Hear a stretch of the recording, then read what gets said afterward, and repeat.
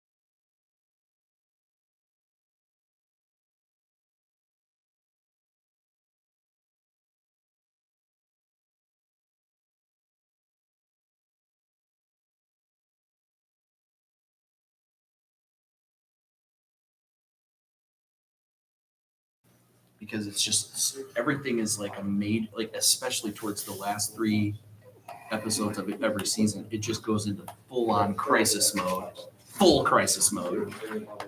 And to think that people were waiting a year between seasons, couldn't do it.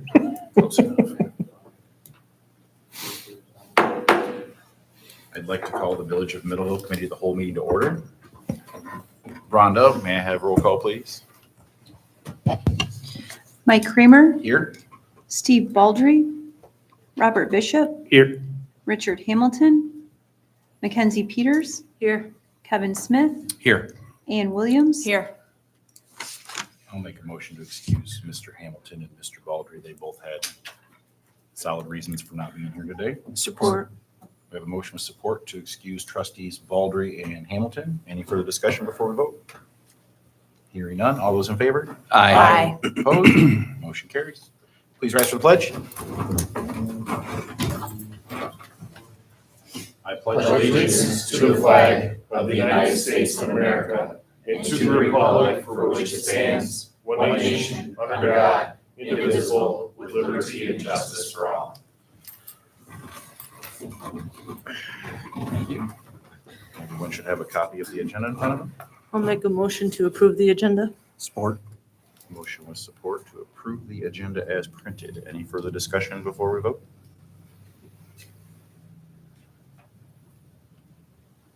You good, Rhonda? All right. Hearing none. All those in favor? Aye. Opposed? Motion carries. Public comment? Everybody in the audience is on the agenda, so we will move on and start with Mr. Mears. Welcome, Brandon. Thank you. Little less hassled, or so to speak, this month than I was last month, so I do apologize for that. Kind of went all over the place last month. I've got my thoughts here on the projects in front of me, so I'll start with the DWAM. That was a drinking water asset management plan. So between Craig and I, we completed the required paperwork with the grant, with Eagle to get the grant closed out, certified. So that's good to go. And now the village has the information on the services to focus on, and the pictures and all that for their records. The Paul Henry Trail Bridges, I had mentioned that a couple meetings ago, and I did proof and QA and take a look at the proposal we had prepared, and I did send that in today. We have a price of about $80,000 as it stands now to do all the engineering, the geotech, the survey, the scour analysis that would be required. These bridges are supposed to have a minimum rating of 20,000 pounds. We want one of them to be covered. So that would all be included in that. Talking to Alec here just before the meeting started, we can see if we can sharpen our pencil on that, or maybe look at a different type of pile design or something to maybe bring that cost down. Because I did within that as well. I took a look at the costs, and with the 25% contingency, we're up over $1.5 million for the project. 1.581, I believe, was what it was. So, I just want to be responsible. I want to, prices are still expensive for construction work. So I don't want to get caught, in a situation where we go out and ask for some money, and we will help secure, there's DNR trust fund grants that might be possible, and they've had Spark and Passport grants and different things. So we'll help pursue the village pursue grants as best we can. And we have, we've done some for other communities as well, particularly trust fund, but that's capped at 400,000. So it won't pay for all of it. And we can reach out to trail groups, and see what we can do to help with that. The 400,000, I apologize. The 400,000 is capped from the DNR Spark and Passport government, is what you're saying? But that's a separate trust fund. Like the DNR runs a trust fund where they apply for projects every year, like in April, and then they decide. I believe they cap that at 400,000. Oh, so but the other two, theoretically we could go for the other two, and those would be fine. Right, if they're still around. I know they move through grants, so we'll MI grants, which is a great resource to take a look, and anyone can access that and see what grants are available through the state of Michigan. Like I said, we could reach out to trail groups. I mean, this is an incredibly popular trail, so I know there's a lot of support in Berry County for the trail, so we'll see if any dollars or maybe even fundraising can be used. So we'll help to try to secure dollars for that and handle the Spark grant wasn't even available this year at all, so. All right, so they come and they go sometime, Mhm. yep. The High Street is moving along nicely, so the sewer's lined, the water mains I believe, all in, so they're working on services. I think we found nothing but copper so far, the last I heard this morning. I mean, as far as the services that we've encountered so far. We replaced six services all the way in the house today, that we did find lead. Okay, well, that's, So we're gonna okay. have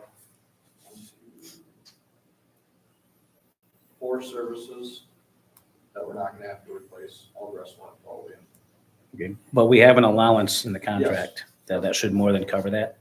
So I guess you must have found those more recently, so. Yeah. All right.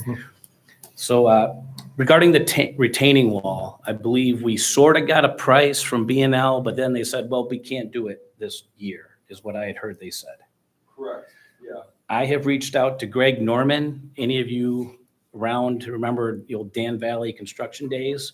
Greg Norman was the estimator and the office guy for them. So he is at Caterburg and Verhaeghe. And one of the Verhaeghes is my sister's neighbor in Grand Rapids. So I know them. I called them and they said, send me the information. We can probably get it done this year. So landscaping company, not a, right? Yes, yeah, Caterburg, But Verhaeghe. they can do that? Oh yeah, they did Okay. they did the big retaining walls at the Tanger outlet. Okay. So I mean, they've got plenty of capacity. They did a retaining wall for me years ago around Green Lake and our work in Layton Township. It's, if you're ever back in there, Lift Station 4 has got this beautiful semicircular Ready Rock retaining wall that we designed. They put that in, so they can handle that. Same price?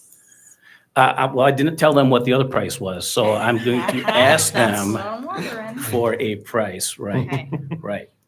So.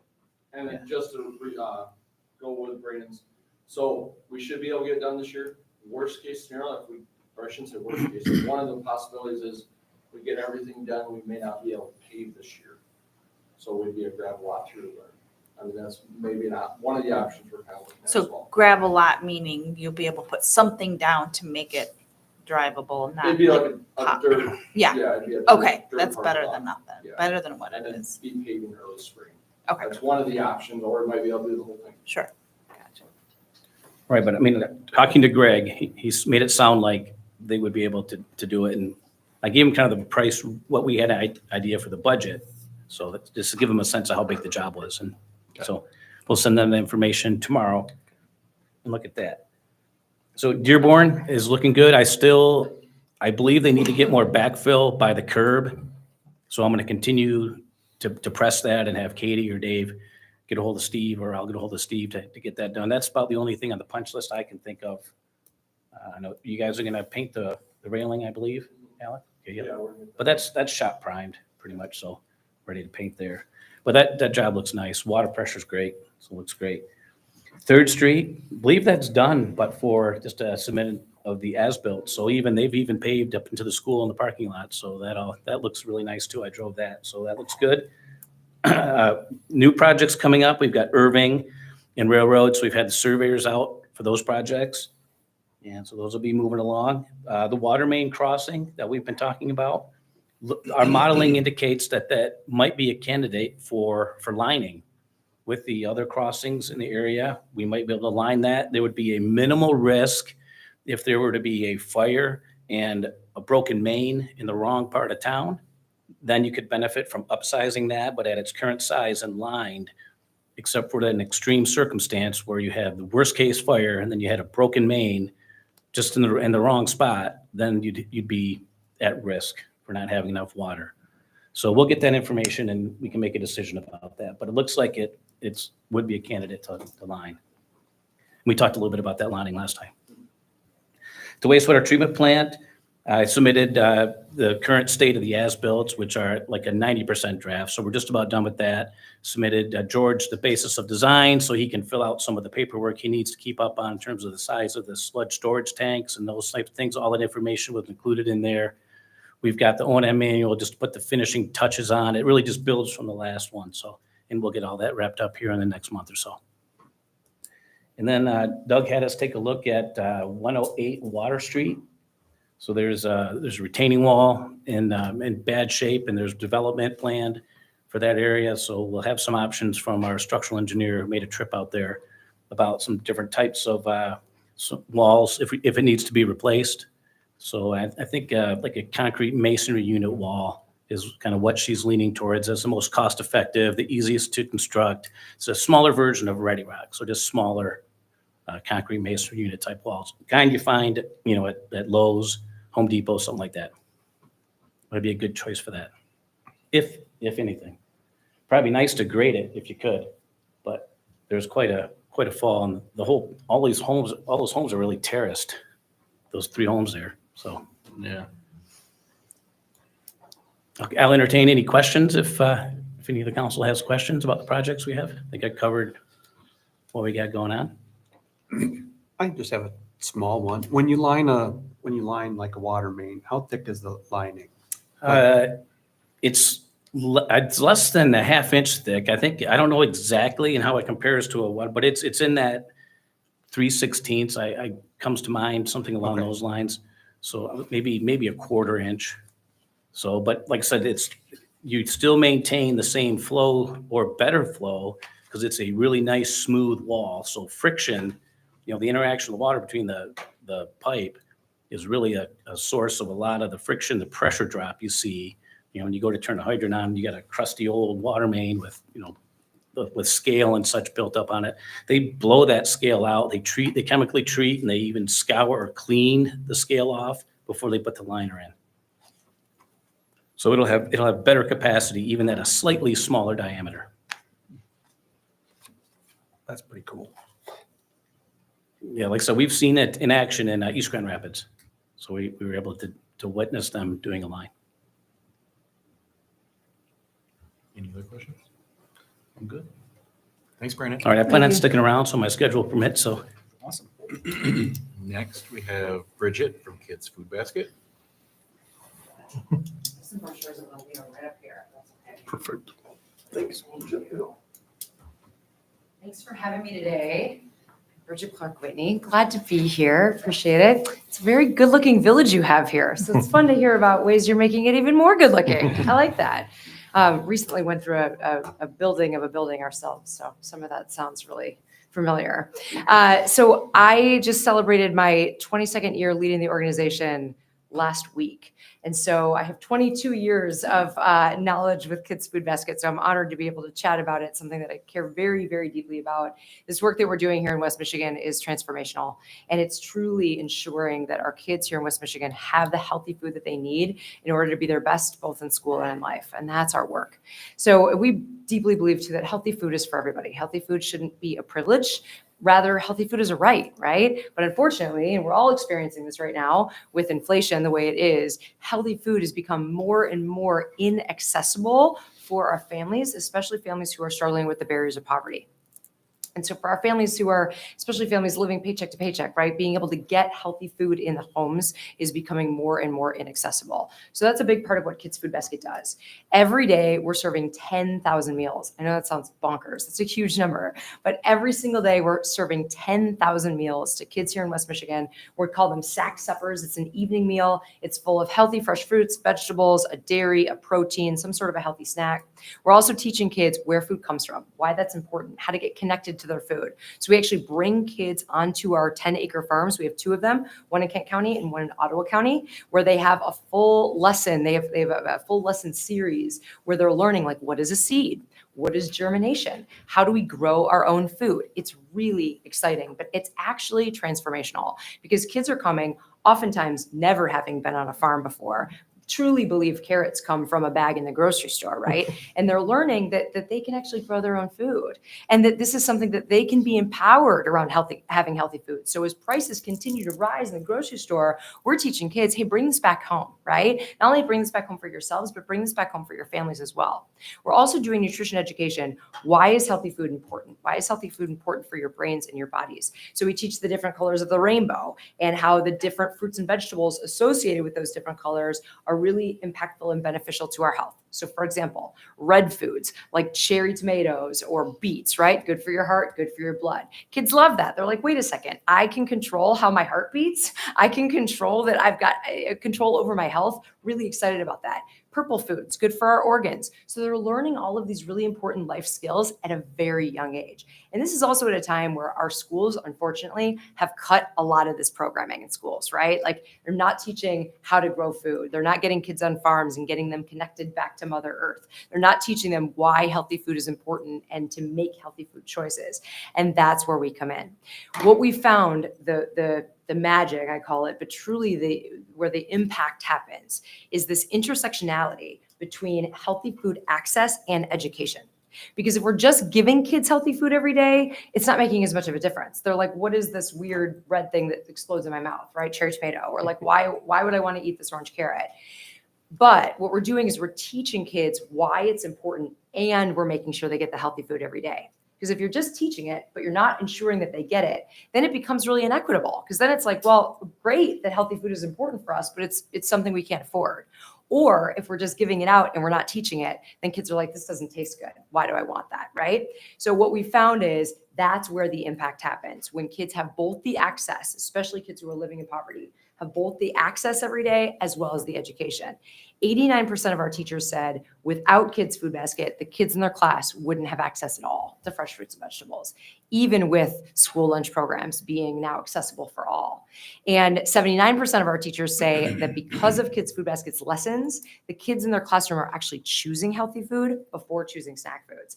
That's transformational, right? Especially at a day and age where you walk into a gas station or a convenience store, right? Or fast food, and kids want what's shiny and bright and close to them, right? And tastes really good, even if it isn't something that's good for them. But this is important for all of us because agriculture is such an important part of Michigan's economy right now and in the future. We're third in the country for agricultural diversity. So in terms of what we're putting out to the rest of the country and the rest of the world with the agriculture we're growing, we're third in the country. So teaching our kids about the importance of agriculture, we're creating that pipeline so that we've got another pipeline of individuals who are ready for that line of work, right? Are ready to be enthused about the importance of agriculture. We're also teaching kids to be empowered about their health. And so they're not always leaning on somebody else or leaning on school or leaning on government, right? But they're really empowered around their own health, so much so that they can grow green beans on their windowsill or they can grow green beans in their backyard. So this is a really important part of what we're doing is teaching kids how to get back to our roots. Human beings have been around for a very long time, but we've only eaten processed manufactured plastic food for like 50, 60 years, right? It's pretty new. And so it's really getting kids back to the way that we're meant to eat, the way that we're meant to live in community together, growing healthy, nourishing food.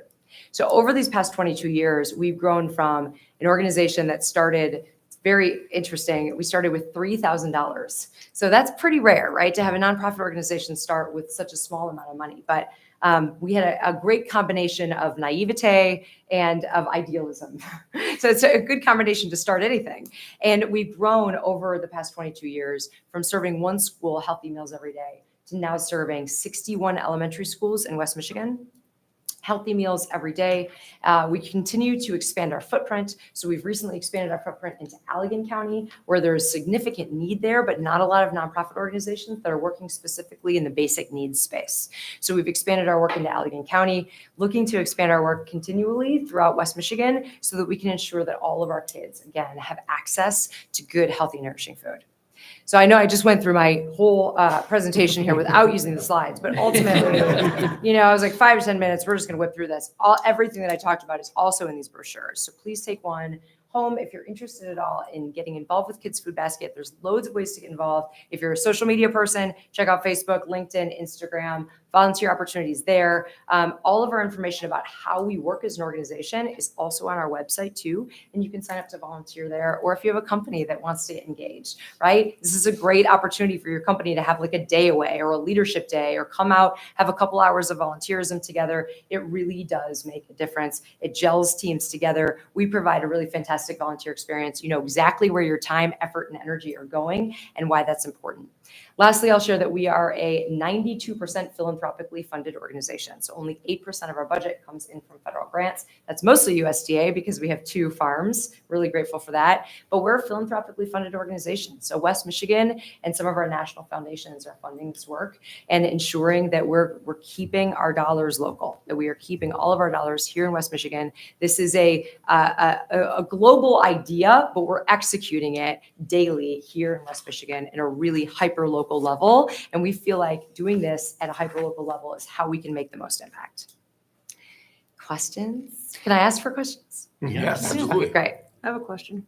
Yes. Have you gone to the township and the school board here within the township limits? Not at this time. We're still determining expanding our geographical footprint. And so if there is a need, and typically what happens is superintendents, principals will come to us and say, hey, there's a need and we'd like your services in our school. So we're in that exploratory phase right now to figure out where the needs are and how we can best respond. Yeah, because the township here has oversight of the school tax dollars and everything else in those budgeting things. And then the school board, so that might be a good presentation for both those entities. Yeah, thank you. Yeah. Appreciate that. You have 2 10-acre farms, which is cool. Gives kids the opportunity to see it at scale. I think, 10 acres is quite a bit. Just from some of your success stories, it's really impressive that you bring kids out there. I'm assuming that you partner with schools and things like that, and they make it a field day and get to do that. Have you, to really capture success, I would say it would be, how many of those kids do they ever check back in with you and show you, hey, my mom had a planter in the backyard and we put green beans in there? Do you see that? Yeah, you bet. Expanding? You bet. Everything from anecdotal information to really great qualitative and quantitative information. We also have about 100 volunteers who have been former recipients at some point, including leadership volunteers. So those are volunteers that run the groups of volunteers. Wow. And that's really cool. We have a board member who's also a former recipient, now currently a small business owner here in West Michigan, and a former recipient, she and her siblings. And then we have some long-term studies. So my favorite right now, we had a master's student last year who's getting her master's in statistics. Imagine that. She was getting her master's in statistics, and she did a study on Kids Food Basket where she looked at our work over a 7-year period, and she compared Kids Food Basket schools to schools with the same demographics around the state of Michigan that didn't have nutrition education or after-school meal programs. So she was looking at like Saginaw, Flint, Benton Harbor, Lansing, really similar demographics. And what she found was our schools performed better. My favorite statistic that came out of that, 21% higher 5th grade reading levels in the schools where Kids Food Basket was serving. Yeah. So some really great long-term statistics, and then also people who continue to come back. Interesting. Yeah. Nice. Thanks. That's it. That's all I got. I'm spent. Thanks. That was a great question. So Broward Inc., huh? Yes. I'm floored that an auto parts company foot the bill for an entire day of advertising. How did you guys make out on that? Okay. Our goal was originally 25,000. And then we told them about how we have a waiting list for schools, which right now is 37 schools. And they said, how much does it cost to fund a school for a year? 37,000, right? So like that, perfect. They wanted to raise $37,000. We can do this. So that was the original goal. And then leading up to it, we had a few companies come in and say that they would match. And then that day they did this is Free Beer and Hot Wings, did a radiothon for Kids Food Basket. August 6th. No, August 8th. 8/8. And throughout the matches, and because of their incredible reach, we raised $130,000. Oh my gosh. Wow. Which is absolutely extraordinary, right? So that's like funding 4 schools for a full year. So that was, it was mind blowing. We were all quite emotional with that day. And they were very funny. They were saying things like, if your company wants a free advertisement, it's $500, right? And they were just like riff on your company. It was very funny. They did a great, then people call in and say, that's not what we do at all. Can you do that again? It was really funny. We had one family foundation match the $37,000. So that was probably the biggest gift that came in. Actually, a local family to Middleville actually, that was really supportive. So they're very interested in our continued growth outside of Kent County and want to be a part of that conversation too. I have a question. Yeah. One more question. Sure. Do you partner with local farms? We do, yeah. We have several farms that we partner with. So like, for example, blueberries in the summer, we don't grow blueberries on our farms, but we have 3 different blueberry farms in Ottawa County that we partner with. One that is so philanthropic, they give us blueberries for almost all of August for free. And then the other 2 that we have significant discounts with, Bolt House Farms in Kalamazoo, we get our carrots there, and they have a significant discount there on carrots. Apple Farms, thank goodness, we live in West Michigan, right? The apples, amazing. So we have apples from September through usually November or December. Because we have a lot of farms that, or farm owners that are generational and they're very community minded as well. So those might be good phone calls to make as well. I love that. Thank you. I guess I have one more. I lied. Yeah. Sure. How can we help? Yeah, I love that. Thank you. I think, I continue to feel really strongly that the most important part of our work is awareness, right? And people have superpowers in different ways. And maybe it's bringing your business and getting your business involved. Maybe it's yourself being involved as a volunteer and advocate. Maybe it's saying, hey, we really need this kind of service in our community. How do we advocate for that and get a group of people together to share the need and talk about amplifying some momentum to get Kids Food Basket here as well. So I think there's a variety of different ways to do that. Like if there is interest and need for us to be here, this is an easy reach for us, right? It's not Lansing, which, that we've had lots of requests from there too. And so I think that, it really, the spectrum is very wide and can be a continued support. I really love the businesses because through the business, get to know the organization, and sometimes that means a $5 donation or 5 hours, and it all makes a difference. Excellent. Thanks for asking. Yeah, for sure. We do currently have a backpack program at the school, so. Yes, a weekend backpack program, correct? Yep. And those are really effective. I think, one big difference with Kids Food Basket is our fresh fruits and vegetables that often aren't part of the backpack programs. And there's an opportunity for collaboration there, right? Like we could supply fresh fruits and vegetables potentially for the backpack programs. So I think, collaborations are great. So that's definitely a possibility. Thanks. All right, Thanks for coming out. Any other Thanks for questions? having me. I really appreciate it. Thank you. Thank you so Yep, much, thank Craig, you. for asking. All right, Absolutely. enjoy everybody. Good luck with all of your construction and continued growth as a village. Love to see it. I would like to say that I have volunteered a couple of times at Kids Food Basket, and the facility in Kent County is astoundingly amazing. One of the things that I really appreciate, I used to work in the floriculture industry, is they pick varietals for their farm that are not all standard. So like one of the things they had was golden watermelons, and to see the reaction of the people that I worked with to a yellow watermelon, they wouldn't even touch it. And they're like, it's not ripe yet. And you're like, no, it's supposed to be like that. And so I basically ate half a watermelon because it was free. But it was delicious. And so the food is spectacular that they get. And a lot of agriculture is there's a lot of shrinkage in agriculture. If it's not perfect, it doesn't go to a store. So if it's got a weird crease or scarring on the tomato, which is perfectly natural, it can go to people that can benefit from it. Right. So Thank you so much for your support. Too. Took a lot of work to build that building. A lot of fundraising. it's amazing though. Thank you. That's a good. Well, thank you so much. Thanks, everybody. Appreciate it. Thank you. See ya. Cheers. All right. Alec, tough act to follow. Let's talk about some uniforms. We demand the same enthusiasm about your uniforms. Well, I'll start off with, no, this is not deja vu. Yes, you're seeing me here again about uniforms. So in the process, after our council had chosen to go with UniFirst, Craig and I read through the contract pretty thoroughly and kind of enticed me to make a couple phone calls. After checking on a couple different things, Craig and myself kind of don't feel like it'd be in the village's best interest to proceed with a contract with UniFirst after contract review and reference checks.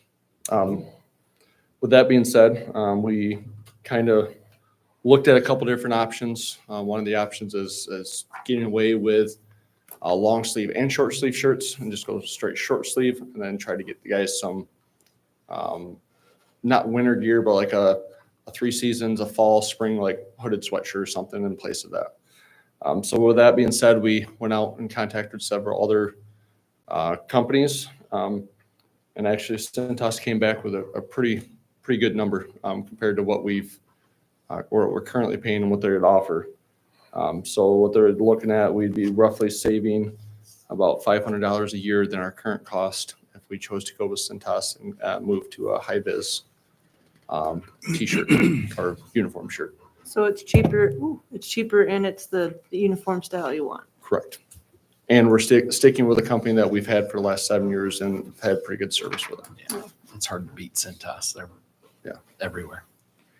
So you just need a consensus. So essentially what I would do is just to approve,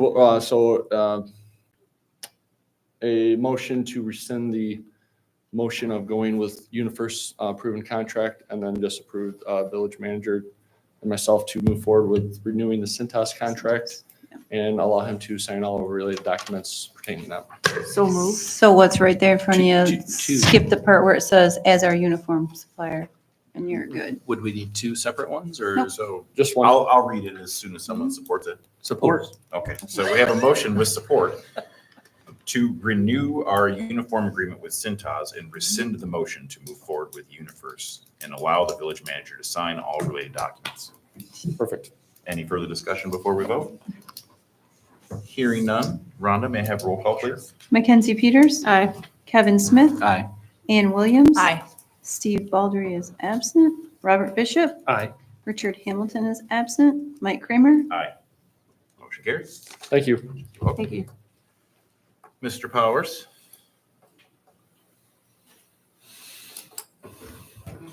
Good evening, council. So this is a little update from our last meeting that, the village council, I know we reviewed progress on the 115 High Street property on the July 23rd meeting. And I reached out to the developer later that month. I have not received any response or anything since then. However, I did get an update from Mr. Nettleton where, he'd stated, failing an extension of section 11.A of the development agreement provides that the village can provide notice of termination of the agreement where the developer fails to perform in accordance with the timetables set forth in section 5, and the developer is required to reconvey the property to the village upon tender by the village to the developer of the purchase price of the property being $40,115. This is all the updates I have. I know that there was some discussion regarding time moving forward. I'm optimistic that we would get an update from the developer, but unfortunately there hasn't been. So I'm asking the council what direction you'd like to move forward. And I know that you didn't have the notes from the attorney in front of you, so I can certainly make sure that that's provided to you as well. Just, Mr. President, just to kick off some conversation points amongst us. Obviously, the biggest concern would be what are the financial ramifications if we reconvey the process, the property for the purchase price, knowing that there has been at least a new roof added to it. Well, and significant work to the apartment unit. Yeah, so I think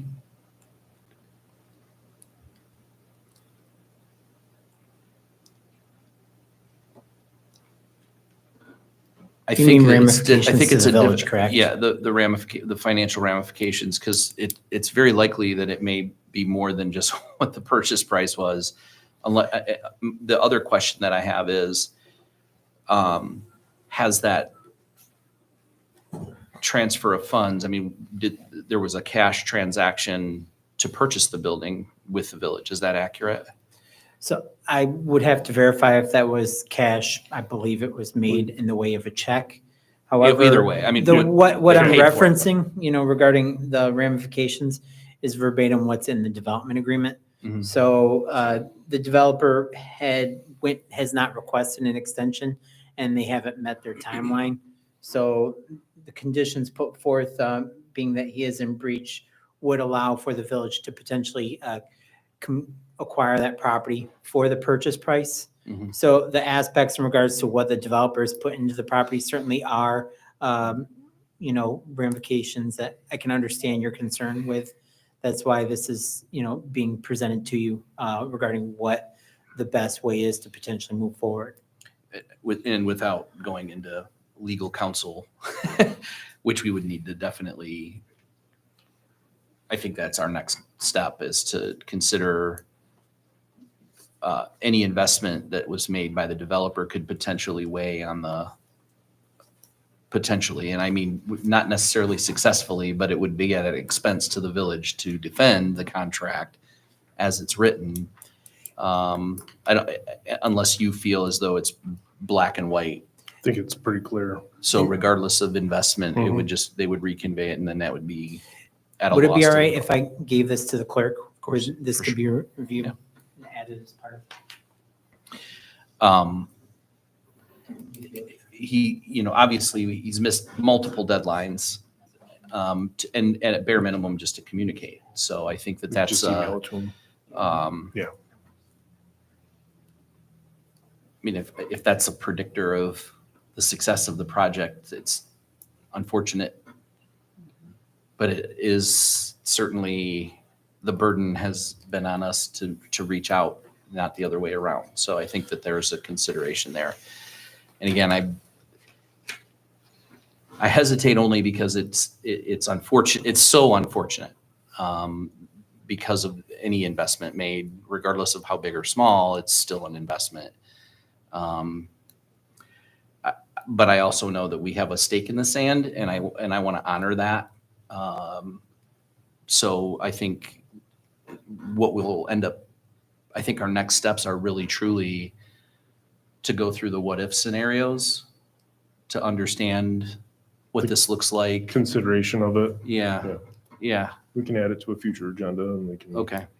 Because I think that we certainly can, I want to honor the line, the stake in the sand that we've set. I think it's only fair, given that that property is certainly valuable to somebody that's going to develop it. So I just want to make sure that we're fully prepared in all aspects, that we've had the opportunity to share our feelings about what that means to each of us as well. So I think I would love to understand that from each of you to. Well, in my opinion, we've gone above and beyond with attempts at communication. We extended this a month and a half ago, if I'm not mistaken, to give him a little, even more of a cushion. And even those communications we've sent out hasn't been reciprocated. So let's figure out what we need to do to get that property back on the market for development. So. Everybody's nodding. Yeah, I agree. No, It's been Well some said. years. Well said. There's not much else to add. I mean, that's Yeah, pretty much where it sits. There's Yeah. been no significant development and there's been no communication. So, I Yes. mean, we don't have anything to go by because we haven't heard. Yep. So I would say the best course of action would be have the attorney prepare the documents for the October MCAL for review. If we have one. We're through the end of the year, they're scheduled. Oh, true. She's already like, mic drop. I'm out. We're good till December. Yeah, yeah, January's on the fence. We haven't got that far on the agenda. All right. If everybody feels the same, we can prepare the documents, review them at the October MCAL, and then move them to the first October meeting for approval or hopefully a response or something. But that gives the last window Yep. of this is where the line in the sand is. We have to move forward with this. Should we do a motion in order to just activate that No, he attorney has a- then? he has a Do you general- need a I motion don't, or- I don't need a motion. No, There's it's not nothing just- requiring any action tonight, just need directive. So Yep. can reach out to the attorney and, make sure the necessary paperwork's prepared for action to be taken at a later date. Sure. Okay. Perfect. All right. Thank you. All right, on to some more positive stuff. Yeah. All right, Craig. Let's talk about that January MCOW. I got Cat's out of the excited when I bag. saw it on the agenda. I'm like, Mackenzie's like, one last meeting a month? Yeah. Nice. So I had conversations with President and President Pro Tem about potentially eliminating Committee of the Whole meetings moving forward. When the Committee of the Whole was originally established, to my knowledge, that it was established at the county level when I was serving on the county board, it was to eliminate all standing committees. And I don't think that's necessarily what has been happening here. You know, we still have standing committees from time to time. Most of the items that are discussed at the Committee of the Whole are moved forward to a subsequent meeting, whereas, you know, most of the time they meeting, or if they need to be moved forward to another meeting. So it would be definitely more efficient if we eliminated it unless we have a need for a Committee of the Whole or a standing committee. So I think it would be in the best interest of the village to eliminate them altogether. I'd like to make a motion. I think, I think just to support that concept, whenever there's like a significant decision that needs to be made, and I'm going to say, for instance, the sheriff contract was a perfect example of if there's a need for offline discussion and discourse, then certainly we make the opportunity available, and we haven't done a lot of that. So, I think that we end up just leveraging MCOW meetings for, As needed. we're all just watching the clock and, Mr. Hamilton is just waiting for dinner. I gotta go. So I think that makes total sense for sure. And speaking of the police contract, the county did approve that today. So Nice. I'll have that added in my report for next week. Excellent. Yep. It's a lot of good work. All right, so can, Do you need the motion to include? Sorry. Do you need their motion to include what we need from Mark to be able to amend our rules of procedure or not? It can be formally considered at a subsequent meeting. So just Yep. we can do a general consensus Yep. and we move it forward? Yep. Okay. Or do you want a motion to move it forward? We can have a motion to move forward. Okay.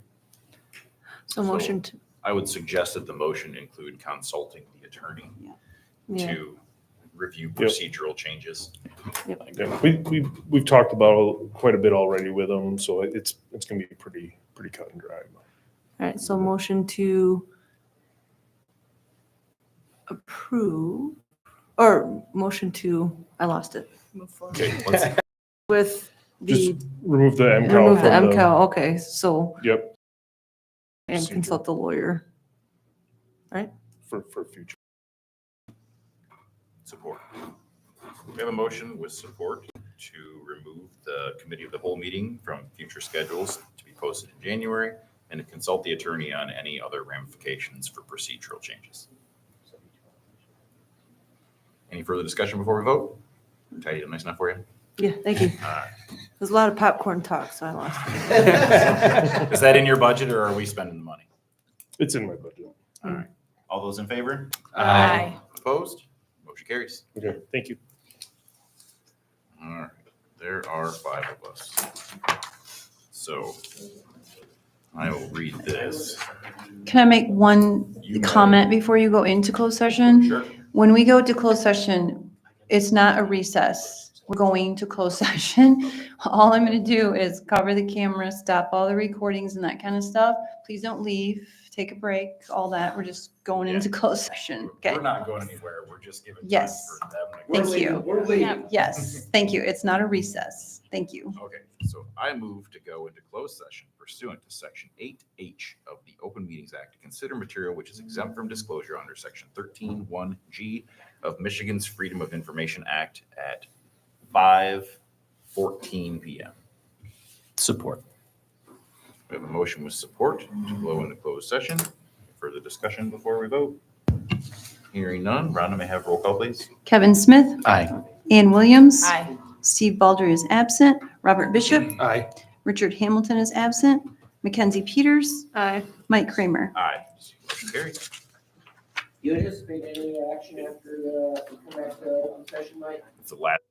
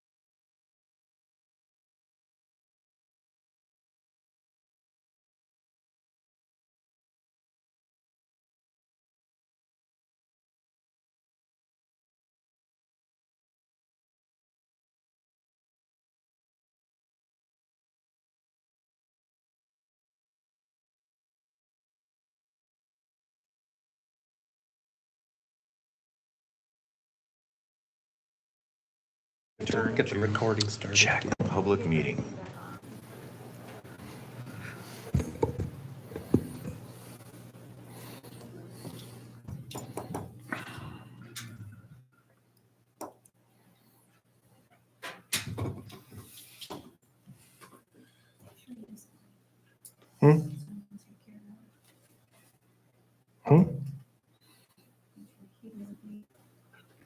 All right, we are now Oh, back got it. into our open meeting. And I will take public comment. Hey, You thanks. can't leave yet, by the way. No. Because I have one public comment. You are welcome to it. Just United Way Day of Caring. We do have a project through the office. If you haven't seen our bins in the front and the back, we're collecting for like personal care supplies. You'd be surprised how many kids take a shower at school, stuff like that. So if you're so inclined to donate, I'll take it. If you don't want to, please go on our Facebook page and share it to your Facebook page. Help us get the word out. okay. Okay. And we are down to final council comments. Anybody want to start? I would like to change the policy to where we can go to the bathroom. Like, seriously. I know this is council comment, but I think that needs to change because there are times where I need to go to the bathroom, whether it's a recess or not. So how can we fix that? Honestly, in the past, I've just gotten. Is that allowed? Is that Yeah. something? Should call for a Yeah. recess, so. You're just going to miss a couple minutes of discussion. Okay, so the fact that it's a recess, that we can't leave? No, the point That- is, the point is what we've been doing when we go into closed session, y'all are taking like 5, 6, 7, 8 minutes and just not having a meeting. I We're am- doing the same. when I we am go not, back in. y'all. I need Everyone. to go to But the that was bathroom. the clarification, is there's a difference between recess and going into and out of closed session. We are not Okay, well, recessing. I gotcha. I So get that, was all but that was wasn't, to explain that. that was a Because- clarified clarification. Because So I people thought are that like meant I wanting could to go check to their the bathroom. mailboxes and all this. Yeah, Like, that was my yeah. fault because I Yeah. said we should take one to So- get the so public that's out. Clarify to and then her everybody else and say, left. "And you can go to the Yeah, bathroom." so that's all that was my clarification. that Yes, if 'cause we're I've done that. Recessing our meeting, we're going from one thing to another, just like a Right. public hearing. I gotcha. I Public got hearings it. go from one to I another. understand. Yep, I understand We, that. we had our 420 marijuana ordinance discussion and I had to apologize to the speaker and say, I will be right back. I value your comment, but I need to go out there. Yeah, okay, Yeah, that was the one. That was Alright, a really that's long all. one. thank you. So you're welcome. You don't even have to raise your hand. You're welcome to stand up and leave and use the restroom if you'd like. I Okay. did. No, I don't want to announce it either. Not required. All right, thanks. Welcome. Anybody else? Kevin, you good? I'm good. Mackenzie? Yep. Mr. Bishop? I'm good. My only Uh, problem's with the county road commission, Well, and they're not us. let's save that for a county meeting. Since Fluorescent Jason's here, I'm gonna plug the October 19th Mother Son Dance, which I know he has been diligently working on for a flyer. Those flyers are in my car right now. Look for more information coming soon, but we're just hold the date for October 19th and hopefully our events are usually good nights for local businesses to be put in black. So I am hoping for lots of busy restaurants and lots of overdressed mothers and sons. And I don't even know what that chaos is going to be like, but we're going to give her a shot. Other than that, I don't have anything else. Thank you for your time. Thank you for your patience. Motion will be in order. Mr. President, I'd like to make a motion to adjourn. Support. We have a motion with support to adjourn. Any further discussion before we vote? Hearing none. All those in favor? Aye. Opposed? Motion carries. Thank you.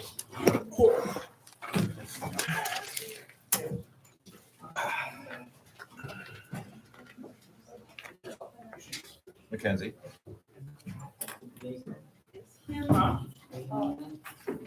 Kim did confirm that, by the way. Kim's in the office. I texted her, and she looked it up. Okay. Yes, but I don't. I apologize. I just. We meeting right now? Okay.